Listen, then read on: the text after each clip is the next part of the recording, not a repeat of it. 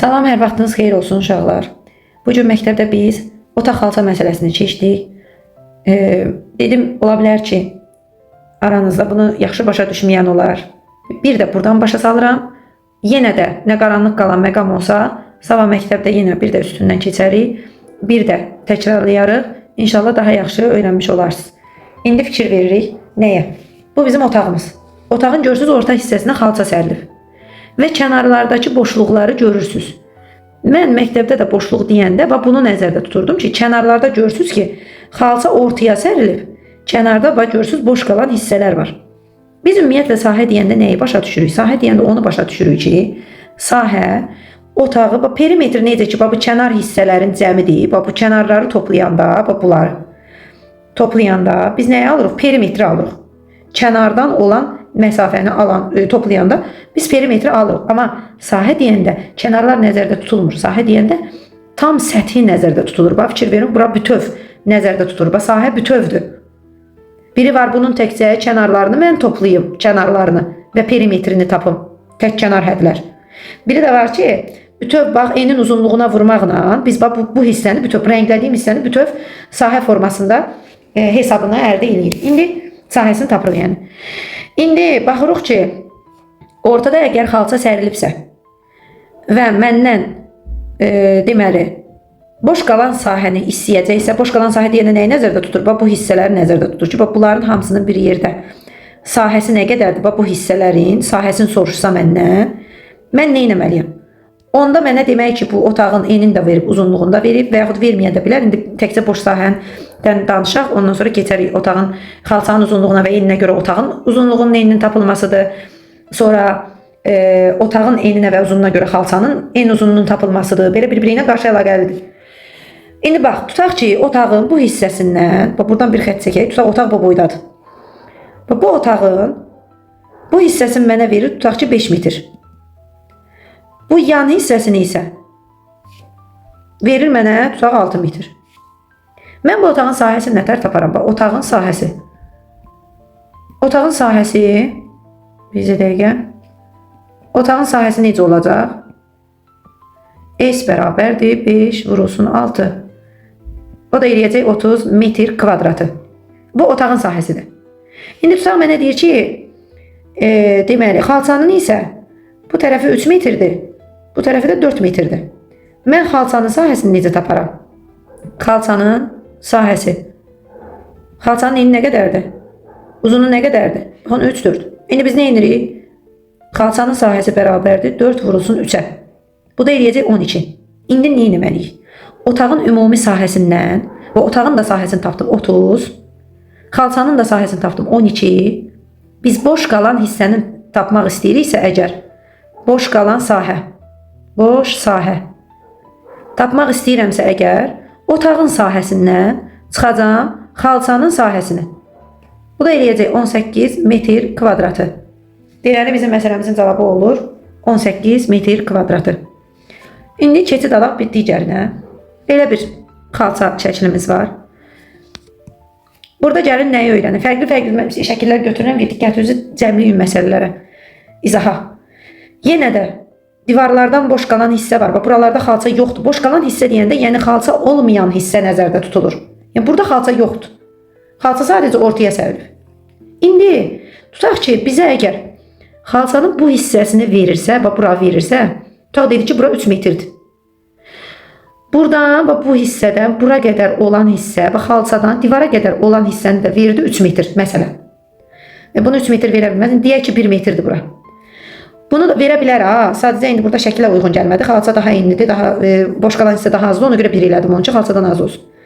Bunun da buradan bura qalan hissəsi tutaq ki, elə burada 1'dir məsəl üçün. Tutaq burada 1'dir.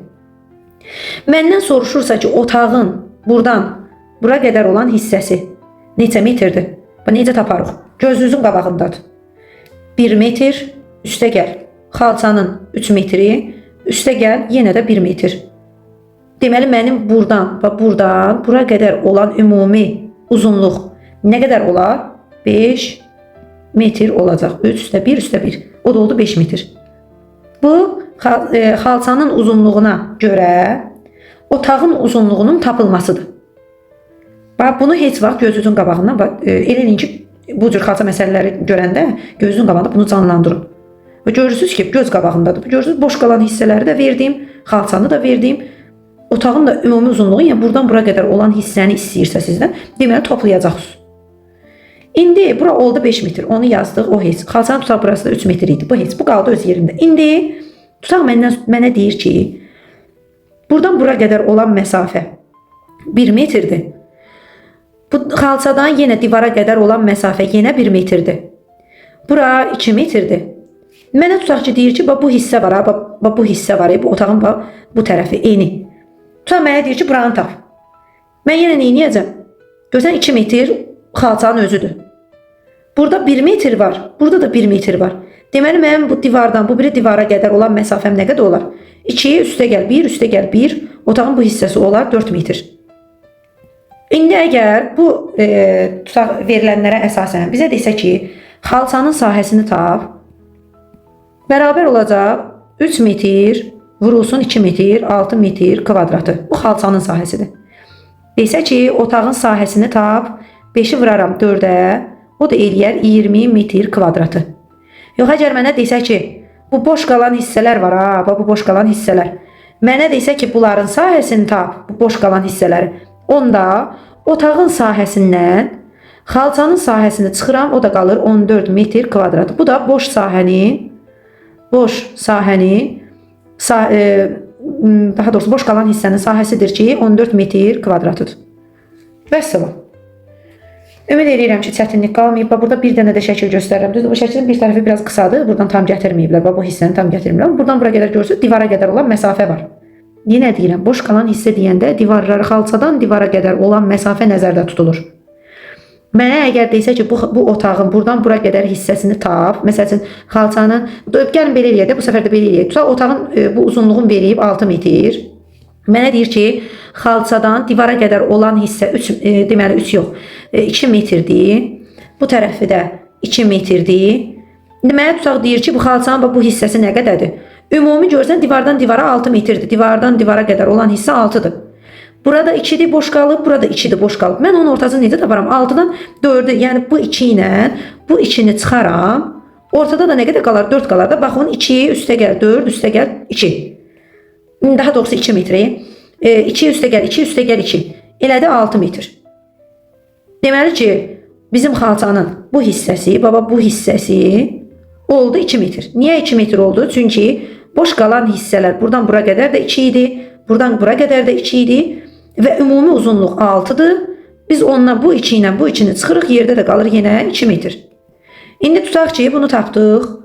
Otağın tutaq bu divarından, bu tərəfdəki divardan, indi tam göstərilməyib şəkildə, bu biri divara qədər olan məsafəsi tutaq ki 9 metrdir. Mənə deyir ki, buradan bura qədər də 2 metr. Bu xalçanın bu hissəsi var. Buradan bura qədər olan hissə tutaq deyir ki 2 metrdir. Sonra xalçanın bu üçüncü var. Buradan da buradakı divara qədər olan hissə tutaq ki, deyir ki 2 metrdir. İndi mən bunun bu ortasını və bu xalçanın uzunluğunu necə taparam? 9'dan 4'ü çıxaram. Yəni 9'dan bu 2 ilə bu 2'ni çıxaram, qıraqları. Yerdə qalar nə? 5 metr qalar. Bundan sonra artıq işimiz asanlaşır. Deməli ki, məndən əgər xalçanın sahəsini soruşsa, 2'ni vuraram 5'ə, 2'yi vurulsun 5 bərabərdir eləyəcək 10 metr kvadratı.